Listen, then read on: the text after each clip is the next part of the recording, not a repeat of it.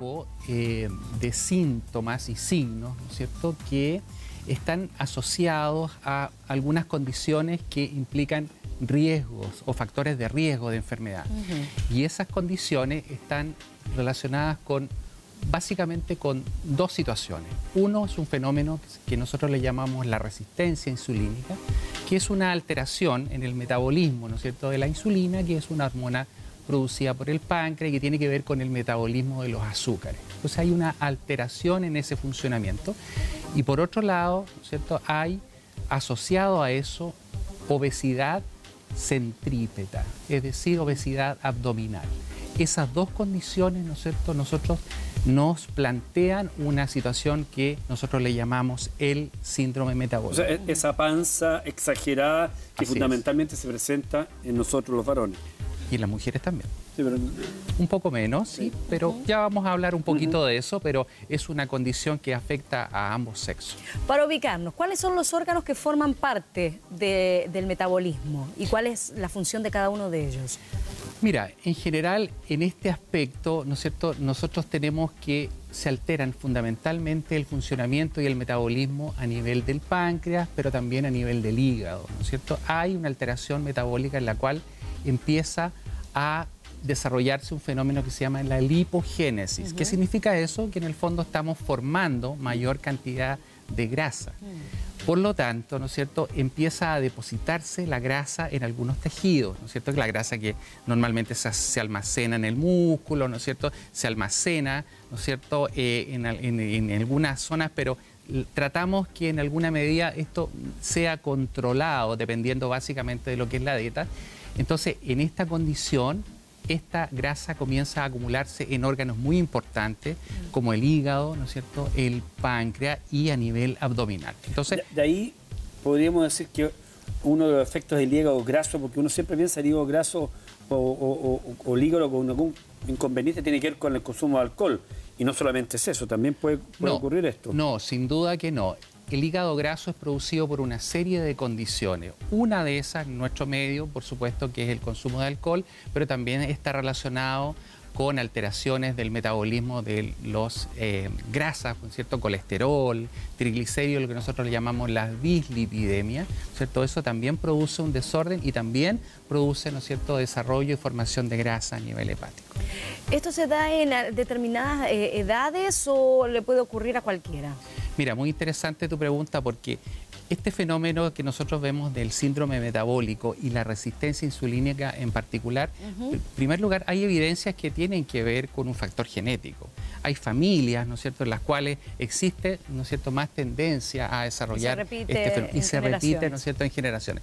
Pero lo más importante que para que eso se exprese, tiene que haber un factor ambiental muy importante. Por ejemplo. Por ejemplo, el tipo de alimentación.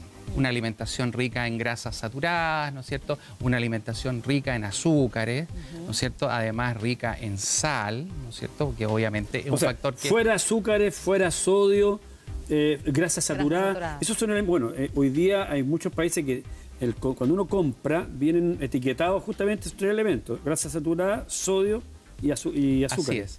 El etiquetado es un factor muy importante que en alguna medida nos ha servido para, en cierta forma, controlar un poco, ¿no es cierto?, este consumo desmedido de azúcares, de sal, etcétera. ¿Estas medidas han ayudado la gente, en estas medidas, este tipo de medidas han ayudado? ¿La gente ha tomado un poco más de conciencia? Sin duda. A pesar de que uno no ve un gran impacto en términos de cifras, pero aún así, ¿no es cierto?, el trabajo que se está haciendo sobre todo a nivel de la población infanto-juvenil, ¿no es cierto?, en ese sentido, yo creo que sí tiene importancia. Ahora, con respecto al tipo de alimentación, uno comienza a escuchar que el índice abdominal, o sea, la panza, los centímetros que tiene, podría tener directa relación, por ejemplo, con la posibilidad de algún tipo de infarto cardíaco. ¿Hay alguna relación y es real eso? Sin duda, sin duda. Mira, esto está estudiado y está muy bien estandarizado y existe un organismo que es la Asociación Latinoamericana de Diabetes que definió puntualmente, ¿no es cierto?, para el hombre sobre los 94 centímetros factor de riesgo, resistencia insulínica. O sea, si uno se mide aquí... Si uno se mide, ¿no es cierto?, en forma... ¿Máximo 94? En general, uno debiera tener menos de 80 en general. ¿De 80? Pero sí. Pero si uno tiene, ¿no es cierto?, sobre 94, eso ya es una obesidad centrípeta, y implica riesgo cardiovascular. Porque toda la gente ahora se va a empezar a medir. Pues si yo tengo más de 94, hombre. Hombre y 88, mujer. 88, mujer. Ojo. Y eso está claramente asociado a mayor riesgo de infarto y accidentes cerebrovasculares. Sobre 94 centímetros en los hombres. Y sobre 88 en la mujer. ¿Dónde se mide, entre paréntesis? Mira, es una medición que se hace en forma... desde las crestas ilíacas, prácticamente y abarcando todo el perímetro abdominal. ¿Aquí? Claro, se parte desde acá, ¿no es cierto? Y giras y lo rodeas completamente. Y este perímetro, en general, si tú ves que en la wincha marca sobre los 94 centímetros, eso es una obesidad y es un factor de riesgo muy importante. ¿Y obesidad es igual a síndrome metabólico o no siempre? Sí, es un factor. Y fíjate que no solamente obesidad, sino que en algunas medidas también sobrepeso. Sobrepeso, pero con asociación a otras condiciones. Por ejemplo, hipertensión arterial, cifras de presión arterial que están sobre los 130 con 85, ¿no es cierto? Ya tiene una hipertensión leve y eso también es un factor de riesgo. Alteraciones del colesterol, ¿no es cierto? Se le da mucha importancia hoy en día a la disminución del colesterol HDL, que es el colesterol bueno, ¿cierto? Que es el colesterol que en alguna medida a nosotros nos protege. Obviamente, si nosotros tenemos colesterol HDL menor de 40, en general, también es un factor de riesgo importante. Lo interrumpo porque tenemos un llamado telefónico. Sí. Hola, Roberto, ¿cómo estás? Hola, ¿cómo estás? Bien, un gusto saludarte. ¿Cómo estás? Sí, yo también, a ustedes. Mira, yo estoy llamando de Atlanta, Georgia. ¿De Atlanta, Georgia? ¿Ya? Sí, Atlanta, Georgia, sí, Atlanta, Georgia. Bien. Estados Unidos. Ya, y yo quiero consultarle al doctor. Sí, te escucho. A ver, una vez que tú estás diagnosticado con hígado graso, ¿cuáles son las alternativas para sanarse? O sea, me imagino que deben haber remedios de la medicina convencional, pero también pueden haber otras alternativas de medicina alternativa, o porque he escuchado muchas personas, incluso he escuchado versiones que es muy difícil curarlo. Disculpa, a ver si el director nos puede hablar. Lo que nos dice, no alcanzo a una vez que recibirla. está diagnosticado con hígado graso, ¿sí existe alguna posibilidad de sanarse? Le está preguntando si hay algún tipo de medicina o medicina alternativa que lo pueda ayudar. Sí, mira, el hígado graso... Gracias, Roberto. Un beso para ti. Muchas gracias, un gran abrazo.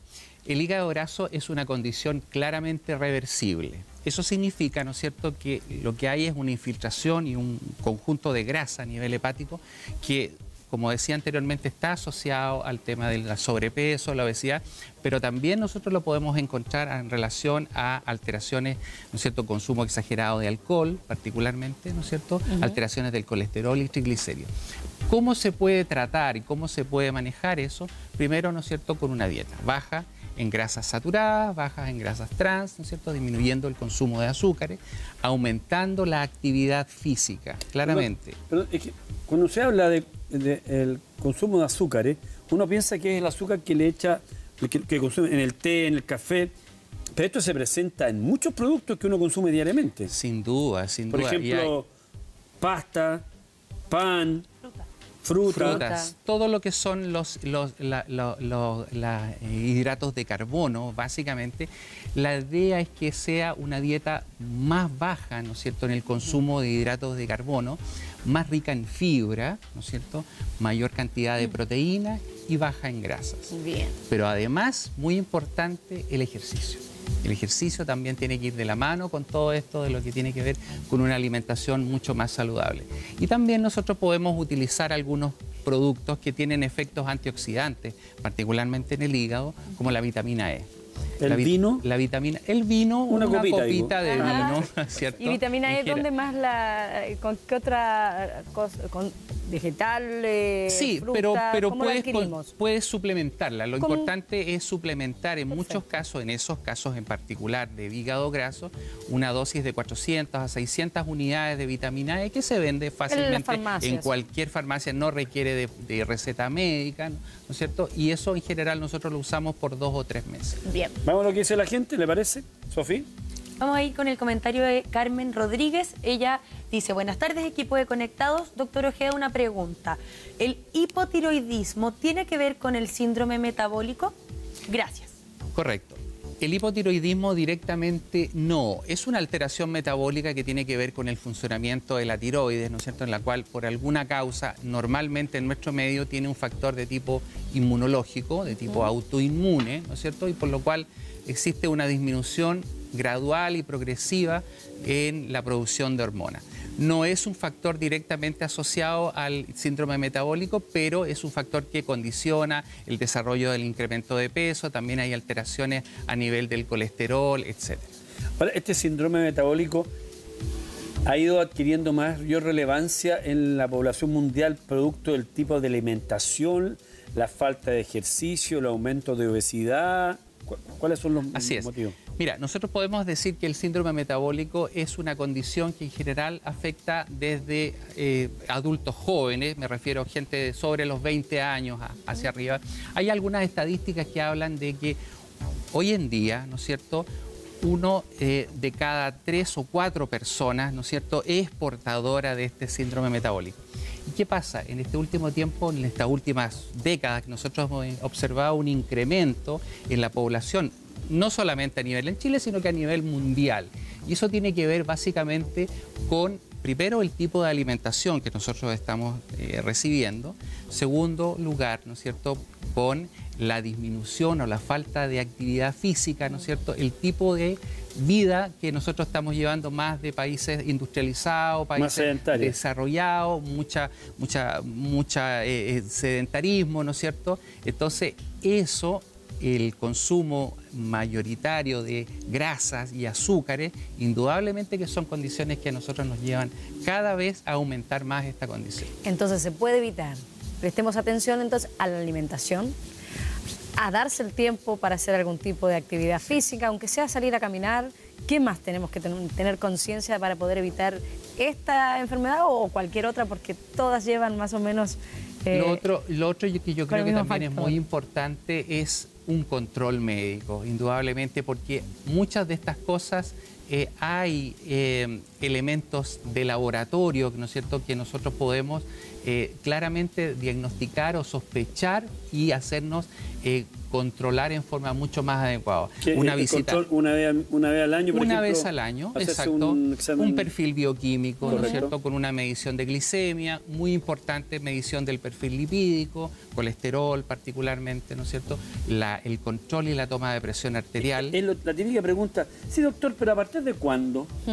No, mira, en general uno tiene que ver básicamente, si una persona está con un poco de sobrepeso, yo diría que en general sobre los 25 o 30 años probablemente ya es una edad que uno tiene que empezar a preocuparse. Ahora, si uno empieza a analizar, las personas sobre los 40 años indudablemente que están mucho más expuestas a eventos cardiovasculares, mayor riesgo de infarto, mayor riesgo, ¿no es cierto?, de accidentes vasculares. Entonces, particularmente énfasis sobre los 40 años con un chequeo muy completo en ese sentido. ¿Y cuán necesario sería, por ejemplo, para tomar medidas de prevención, que esta preocupación de actividad física, del tipo de alimentación, comenzara en la época preescolar? Sin duda, sin duda. Por eso que es importante todas las campañas que se hacen para tratar de prevenir fundamentalmente la obesidad infanto-juvenil. Fíjate que nosotros tenemos cifras de obesidad en nuestra población cada vez más altas, ¿no es cierto? Hoy en día nosotros tenemos unas tasas de alrededor del 23-24%, vamos a llegar a 25%, pero probablemente en un curso de unos 5 o 8 años más lleguemos sobre el 30% de la población.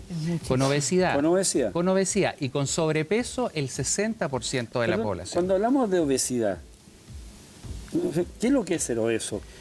Si yo mido un 80 y peso 87 kilos, soy obeso. Si peso 80, no tiene que ver con el peso, tiene que ver con la grasa. ¿Qué es lo que es ser obeso? Mira, hoy en día se le da más importante que el índice de masa corporal, que es la relación que se establece entre el peso y la talla al cuadrado y que define a los pacientes obesos sobre 30, ¿no es cierto? Y los obesos mórbidos sobre 40. Se le da más importancia a lo que conversamos previamente, que tiene que ver con el perímetro de la grasa abdominal, la circunferencia abdominal en el hombre, la circunferencia abdominal en la mujer. Yo puedo tener los brazos gorditos, yo puedo tener las piernas gorditas. Pero la guatita no. Pero la panza es la que marca. ¿Y por qué la panza? Porque ahí se deposita la grasa. Claramente, es un factor que claramente te marca en términos de lo que es la obesidad centrípeta. Y eso es